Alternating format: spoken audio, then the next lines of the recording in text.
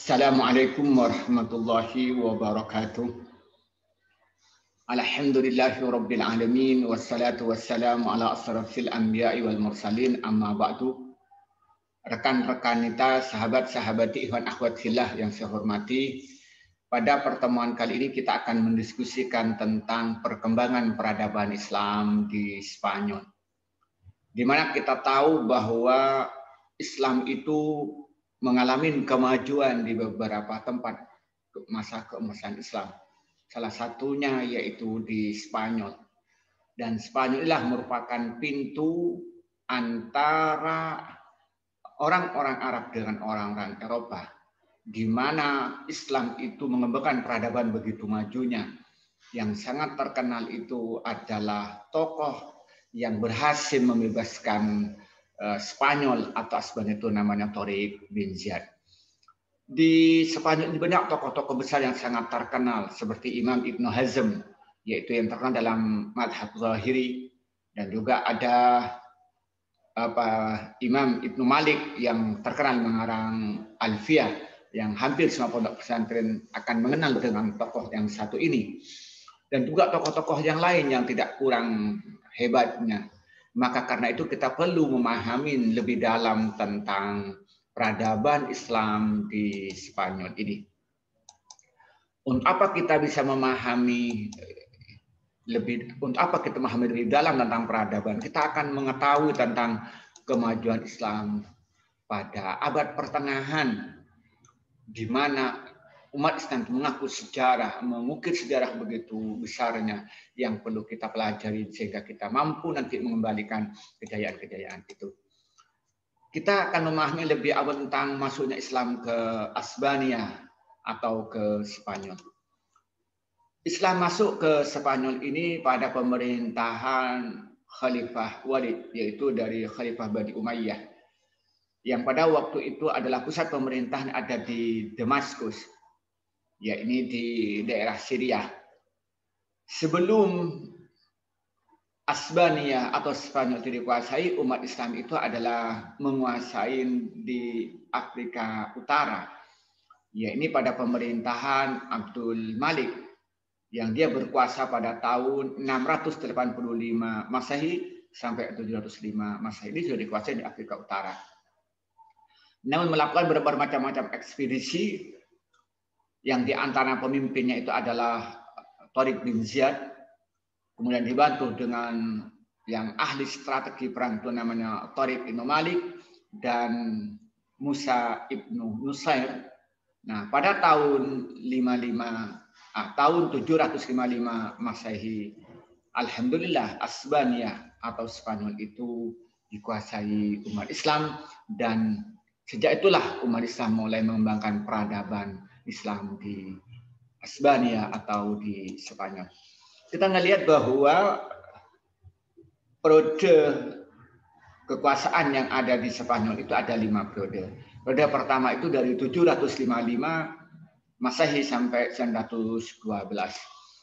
Yang pada waktu itu umat Islam mengalami kemajuan cukup signifikan bidang politik, karena semua negara Asbania itu yang pada waktu merupakan provinsi dari dinasti Umayyah itu dikuasai sepenuhnya secara politik, dan kemudian mengembangkan peradaban di Asbania atau Spanyol dengan membuat masjid yang terkenal dengan Masjid Cordova.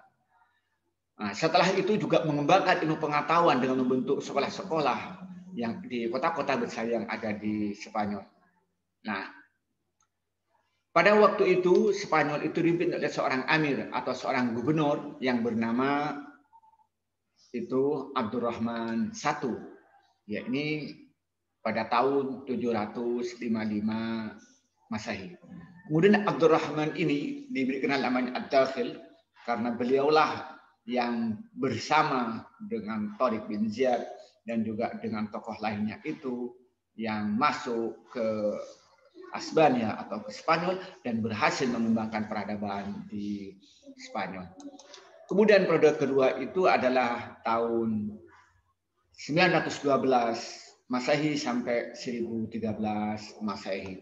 Nah, periode ini Islam itu mencapai ke puncak kejayaannya di bidang ilmu pengetahuan, terutama di bidang sains ya, baik di bidang misalnya dari astronomi, kimia, fisika, sastra, bahkan juga ilmu-ilmu fikih, ilmu nahwu dan sebagainya, hampir menyayangi Baghdad. Jadi Baghdad itu merupakan kota besar, merupakan pemerintahan pusat. Nah, di bidang ilmu pengetahuan, di bidang sains itu Asbania atau Spanyol ini hampir mengalahkan Baghdad, dan tokoh-tokoh ilmuwan banyak berada di Baghdad. Kenapa? Karena seorang amir namanya Abdurrahman III ini mendirikan Universitas Cordova dan perpustakaan yang sangat besar yang menyimpan ribuan koleksi buku. Nah, jadi selama pemerintahan Abdurrahman III, sehingga dia diberi gelar namanya An-Nasir. Kemudian dia berkuasa, namun tak lama kemudian, yakni pada akhir pemerintahannya gitu, pada tahun ini mengalami surut, sehingga muncul kerajaan-kerajaan kecil baru gitu. Nah, yang kemudian dengan namanya raja-raja kelompok yang disebut namanya Muluk At-Tawaib. Nah, kemudian bahkan pemimpin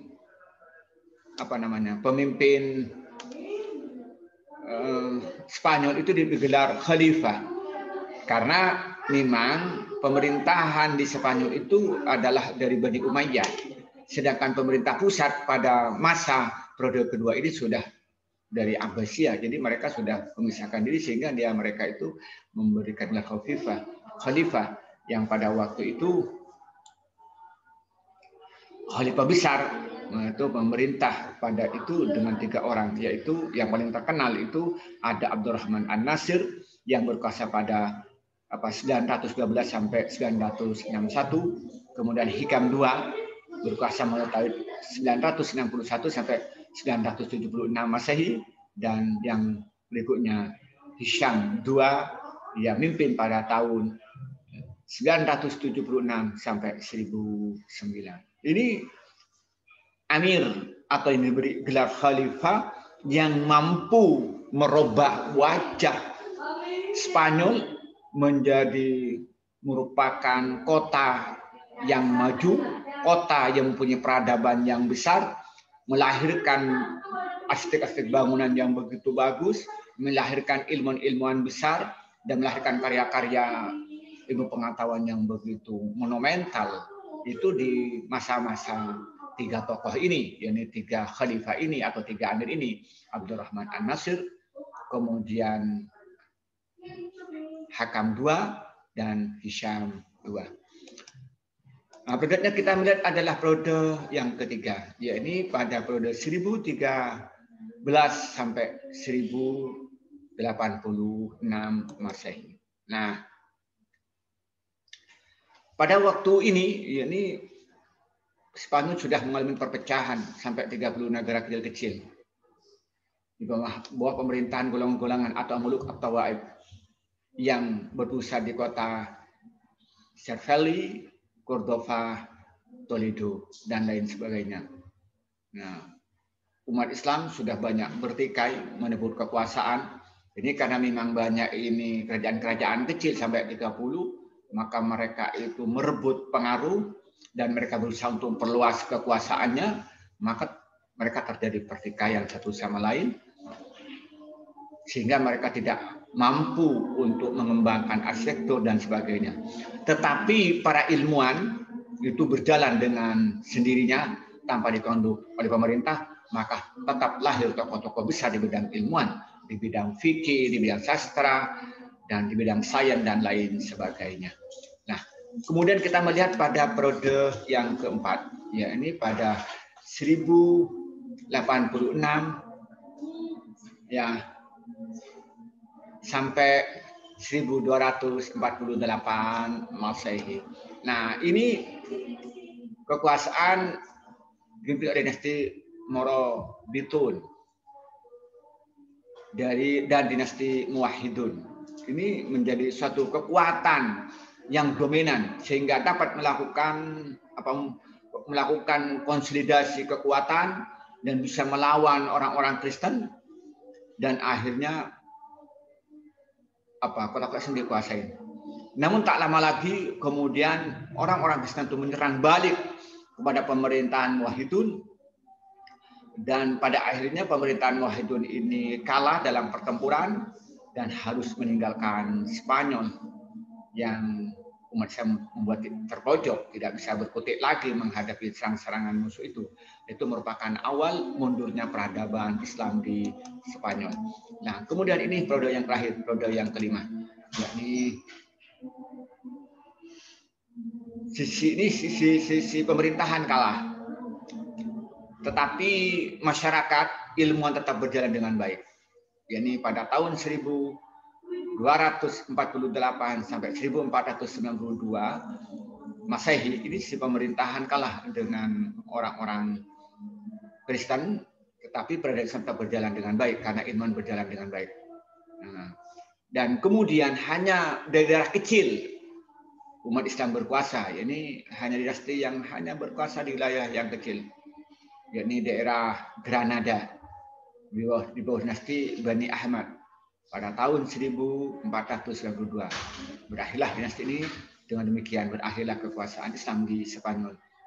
Umat Islam mendapatkan dua pilihan, dia bertahan di Spanyol dengan merubah diri menjadi pengikut agama Kristen, atau kalau dia ingin bertahan Islam harus keluar dari Spanyol atau di Asbania. Nah, ini merupakan akhir dari sebuah sejarah peradaban Islam di Spanyol, yaitu pada tahun 1492. Untuk itu kita melihat dulu dinamika tentang intelektual yang ada di Asbania atau Spanyol. Yang pertama kita lihat dari si filsafat. Kenapa jadi penting filsafat ini? Karena filsafat ini yang dikembangkan umat Islam dari pemikiran-pemikiran Yunani, kemudian diterjemahkan ke bahasa Arab, kemudian dikembangkan dengan bermacam-macam pengembangan yang begitu maju. Kemudian yang kedua itu sains, yakni ilmu pengetahuan ya. Kemudian yang ketiga itu fikih, yang keempat itu musik dan kesenian, dan yang terakhir itu yang kelima bahasa dan sastra. Kita melihat satu persatu supaya kita memahami lebih rinci. Yang pertama tentang filsafat ya. Kita melihat bahwa Spanyol itu atau Asbania itu berperan sebagai jembatan filsafat Yunani Arab ke Eropa. Jadi di mana dari Yunani, pengetahuan Yunani berupa filsafat, kemudian dipahami oleh umat Islam, kemudian dikembangkan filsafat itu, kemudian dikembangkan di Spanyol, dan ternyata orang-orang Eropa itu banyak belajar ke Asbania, ke Spanyol, yang tokoh yang pertama belajar namanya Jebat, tepatnya itu pada tahun 999 Masehi. Nah, itu kemudian mereka belajar dan akhirnya banyak mereka yang memahami filsafat dan mempunyai pengetahuan yang maju. Nah, filsafat pertama kali dikembangkan di Spanyol pada abad ke-9 awal. Jadi, tokoh yang paling terkenal itu di Spanyol bidang filsafat itu ada Abu Bakar Muhammad Ibnu Sayyid, yang benar itu namanya Ibnu Bajjah. Ini yang orang bilang Ibnu Bajjah. Ya, kalau dibilang Abu Bakar Muhammad Ibnu Sayyid itu jarang orang itu mengenal, tapi kalau Ibnu Bajjah orang yang kenal.